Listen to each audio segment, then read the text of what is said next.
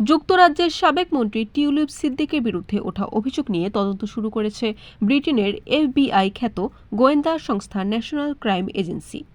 বাংলাদেশের দুর্নীতি দমন কমিশনের সঙ্গে ঢাকায় এক গোপন বৈঠকের পর ব্রিটিশ কর্তৃপক্ষ এই পদক্ষেপ নিয়েছে। শনিবার ব্রিটিশ সংবাদ মাধ্যম ডেইলি মেইলের এক প্রতিবেদনে এ তথ্য জানানো হয়। প্রতিবেদনে বলা হয়, টিউলিপ সিদ্দিকের ব্যাপারে তথ্য প্রমাণ নিতে গোপনে বাংলাদেশে এসেছিলেন যুক্তরাজ্যের গোয়েন্দারা। এছাড়া বাংলাদেশের দুর্নীতি বিরোধী তদন্তকারীদের সঙ্গে একটি গোপন বৈঠক করেছেন তারা। এ বৈঠকের আয়োজন করে ঢাকাস্থ ব্রিটিশ হাইকমিশন।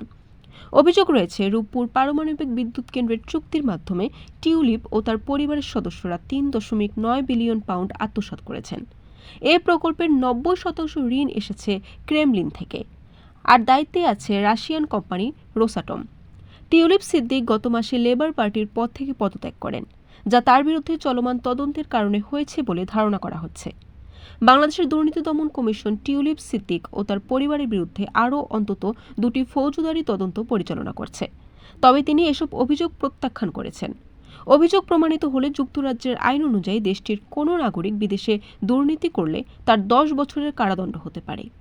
বরিশাল.নিউজ।